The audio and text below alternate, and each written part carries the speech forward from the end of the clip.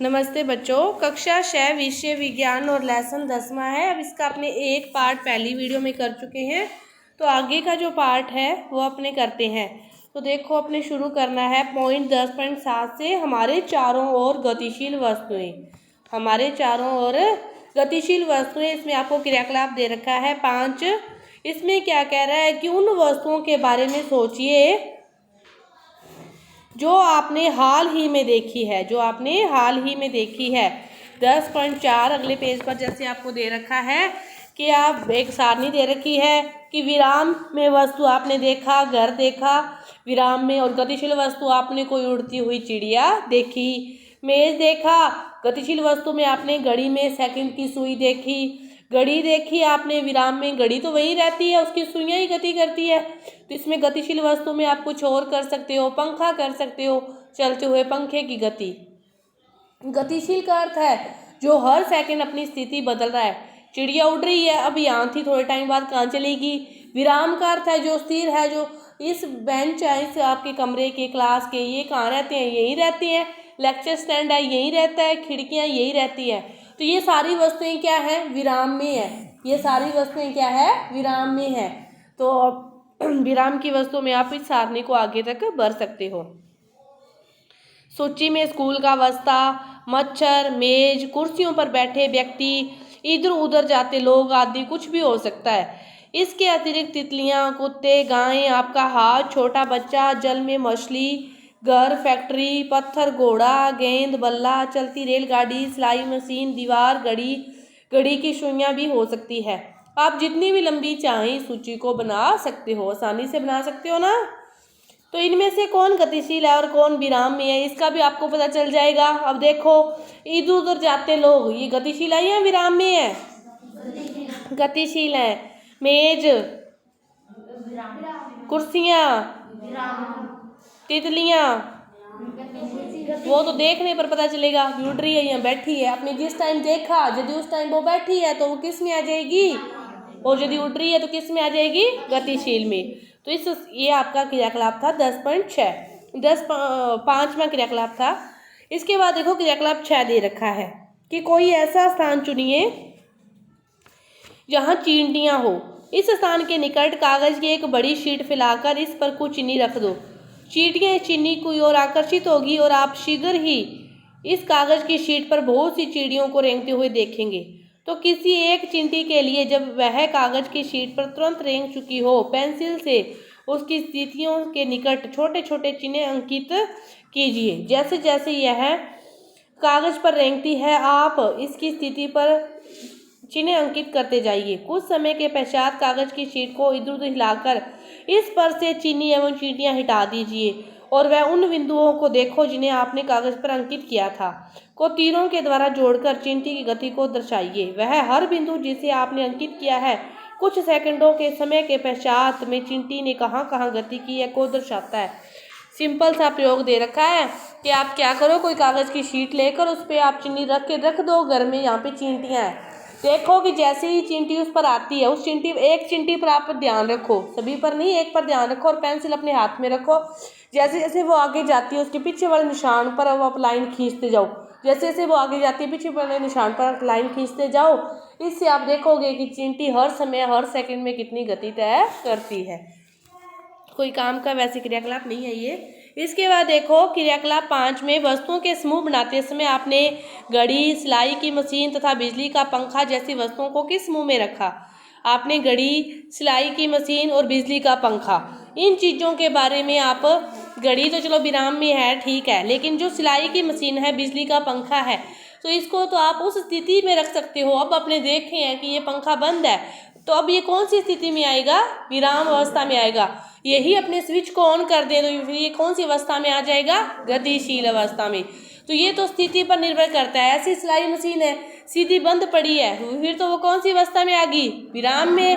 यही अपने उसको काम में ले रहे हैं, यूज कर रहे हैं, तो फिर वो किस में आ जाएगी, गतिशील अवस्था में आ जाएगी। तो ये वस्तुएं एक स्थान से दूसरे स्थान पर गति कर रही है नहीं, तो क्या आप इनके किसी भी भाग में कोई गति देखते हैं। पंखों की पंखुड़ियां व घड़ी की सुइयां कैसे गति करती है, तो क्या इनकी गति चींटी या रेलगाड़ी की गति जैसी है, तो नहीं। सभी की गति अलग अलग है। पंखे की पंखुड़ियाँ तो एक स्थिति पर गति करती है, रेलगाड़ी सीधी लाइन में गति करती है, चींटी इधर उधर कहीं भी घूमती फिरती है, उसकी कोई गति फिक्स नहीं होती। चींटी की गति कभी भी फिक्स नहीं होती।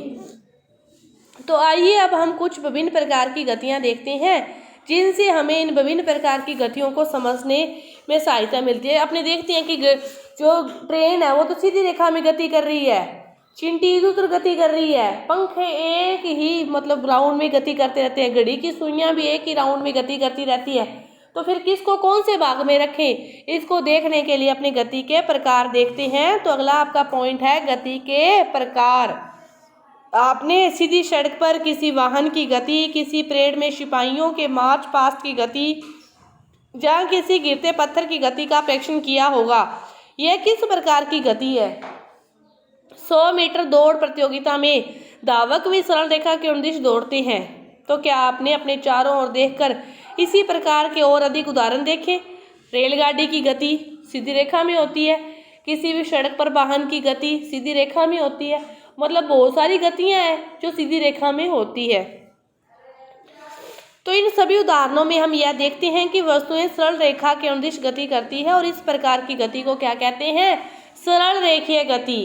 जो गति सीधी रेखा में गति करती हैं, एक रेखा के अनुदिश गति करती हैं, उसे क्या कहते हैं? सरल रेखीय गति। सरल रेखीय गति, सरल रेखा के अनुदिश जो वस्तुएं गति करती है उन्हें क्या कहते हैं? सरल रेखीय गति। रेलगाड़ी की गति कौन सी होगी?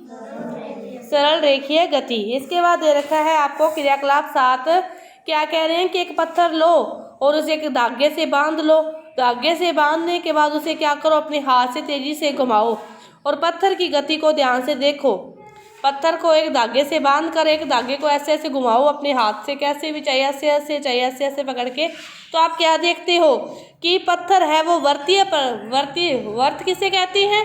जो एक निश्चित बिंदु से निश्चित दूरी तक एक निश्चित दूरी से चारों तरफ गति करता है, मतलब एक फिक्स रेखा में एक फिक्स जगह पर जो गति करता रहता है उसे क्या कहते हैं? वृत्त कहते हैं। तो इसी तरह हम देखते हैं कि जो पत्थर है वो वर्तीय पथ के अनुदिश गति कर रहा है, अपने तो हाथ से पकड़ा हुआ है, जो अपने रस्सी ली थी उसको तो हाथ से पकड़ रखा है, जो बांधा था वो पत्थर को छोड़ के घुमा रहे हैं, अपने तो बांधा ही हुआ है ना, उसी से घुमा रहे हैं। तो वो एक चारों तरफ गति कर रहा है, तो किसके अनुदिश गति कर रहा है? वो वर्तीय पथ के अनुदिश गति कर रहा है। तो ऐसी गति को क्या कहते हैं? वर्तुल गति कहते हैं। ऐसी गति को क्या कहते हैं? वर्तुल गति कहते हैं। जो सरल रेखा के अनुदिश गति करते हैं वो तो कौन सी है? सरल रेखीय गति। जो वर्तीय पथ में गति करते हैं उन्हें क्या कहते हैं? वर्तुल गति। तो पंखे की पंखुड़ियों की गति कौन सी गति होगी? घड़ी की सुइयों की गति कौन सी होगी? वर्तुल गति। समझ में आ गई दोनों गतियां? बिजली के पंखे की पंखुड़ियों पर अंकित किसी चिन्ह की गति, किसी घड़ी के सेकंड की सुई की गति, ये सारे किसके उदाहरण है? वर्तुल गति के उदाहरण है। बिजली का पंखा या घड़ी समय एक स्थान से दूसरे स्थान तक गति नहीं कर रही। बिजली का पंखा यहीं रहता है, ये तो नहीं हिलता, कहीं नहीं जाता, ये तो यहीं रहता है। और जो घड़ी है वो भी वहीं रहती है, लेकिन उसकी जो सुइयां है, इनकी जो पंखुड़ियां ये गति करते हैं। तो ये कौन सी गति है? वर्तुल गति होती है। ये कौन सी गति होती है? वर्तुल गति होती है। वो जो यह निश्चित नहीं कर पा रहा कि जब हम पत्थर को तेजी से घुमाते हैं तब हम यह क्यों कहते हैं कि पत्थर की हाथ से दूरी समान रहती है? क्या भुजों को यह समझाने का प्रयास कर सकते हैं? तो याद रखिए कि पत्थर डोरी से बांधा है। वो कह रहा है कि जब पत्थर को घुमाते हैं तो उसकी गति समान क्यों रहती है हाथ से? क्योंकि जो उसकी भुजो ये जानने का प्रयास कर रहा है कि उसकी गति समान क्यों रहती है, क्योंकि जो रस्सी से पत्थर बंधा हुआ है उसका एक सिरा अपने हाथ में, दूसरा सिरा दूर है। तो अपने जब तेज तेज उसको घुमाते हैं, आपने ये प्रयोग तो सभी ने देखा होगा करके, तो उसकी जो दूरी है वो रस्सी जितना होती है पूरी तन जाती है, वो उतनी पूरी तन जाती है, बाद में इकट्ठी नहीं होती। तब तक नहीं होती जब तक अपने उसको फुल घुमाते रहते हैं। जब घुमाना बंद कर देते हैं तब वो रस्सी सिकुड़ती है। एक बार वो फुल बड़ी हो जाती है और तब तक वो उतनी ही बड़ी रहती है जब तक अपने उसको गति प्रदान कर रहे हैं। तो किसके कारण? गति के कारण उसकी जो दूरी है वो एक जितनी ही रहती है। इसके बाद देखो कि अंतराल के बाद अपनी गति को दोहराती है। इस प्रकार की गति को आवर्ती गति कहते हैं। जो एक निश्चित अंतराल के बाद, कुछ प्रक्रमों में कोई वस्तु एक निश्चित समय अंतराल के बाद, कुछ प्रकरणों में कोई वस्तु एक निश्चित समय अंतराल के बाद अपनी गति को दर्शाती है। इस गति को आवर्ती गति कहते हैं। कौन सी गति आवर्ती गति है? जो उसी गति को दर्शाती रहती है, दोहराती रहती है एक निश्चित समय अंतराल के बाद। आपने वो घंटे वाली सुई देखी होगी, घड़ी देखी होगी, घंटे वाली घड़ी देखी होगी जिसके नीचे एक लटकन लगा रहता है, तो वो एक निश्चित दूरी तक उसी गति को दोहराता रहता है ऐसे करके, तो वो गति, किसी झूले की गति, ये सारी गति कौन सी है? आवर्ती गति। अपने 3 प्रकार की गति पढ़ी, समझ में आ गई। सरल रेखीय गति कौन सी है? रेलगाड़ी की गति, सीधी सड़क पर चल रहे वाहन की गति। वर्तुल गति में कौन सी देखी अपने? घड़ी की सुइयों की गति। और कौन सी देखी? पंखे की पंखुड़ियों की गति। अब अपने तीसरी जो पढ़ रहे हैं वो है आवर्ती गति। तो ये वो पेंडुलम की गति कह सकते हो, झूले की गति कह सकते हो। तो ये सारी किस में आ गई? आवर्ती गति में। तो इसके बाद देखो कि डोरी से बंधा हुआ वही पत्थर लो जिसे आपने पहले अभी क्रियाकलाप किया है, वही पत्थर ले लो। अब डोरी को अपने हाथ से थामिए। अब आप पहले तो वो कह रहा था ऐसे ऐसे घुमाना है उसको, अब वो कह रहा है डोरी को अपने हाथ में थाम लो और पत्थर को डोरी से लटकने दीजिए। यह एक लोलक है।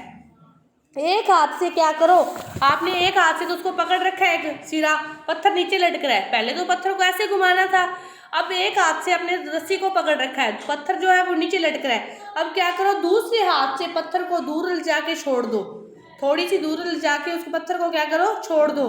तो वो कैसे कैसे गति करेगा? ऊपर जाएगा, फिर इधर जाएगा, ऐसे गति करता करता करता करता करता फिर जाके रुकेगा। ऐसे ही करेगा ना। ये प्रयोग करके चाहे देख लेना, वो ऐसे ही होता है कि आपने एक हाथ से रस्सी को पकड़ रखा है और पत्थर को ऊपर तक ले जाकर छोड़ देते हो, तो वो ऊपर नीचे धीरे धीरे धीरे धीरे जाके बीच में रुकता है। तो ये कौन सी गति का एग्जाम्पल दे रहा है? वो आवर्त गति का। ये कौन सी गति है? आवर्त गति। तो तीनों प्रकार की गति आपको समझ में आ गई होगी। आ गई या नहीं आ गई? सरल रेखीय गति, वर्तुल गति, आवर्त गति। तो आपका ये चैप्टर था जो ये क्या हो गया, पूरा हुआ। इसमें अपने क्या पढ़ा? गति व दूरियों का मापन, गति के प्रकार देखे और दूरियों का मापन भी देखा। तो आपका ये चैप्टर पूरा हुआ। धन्यवाद।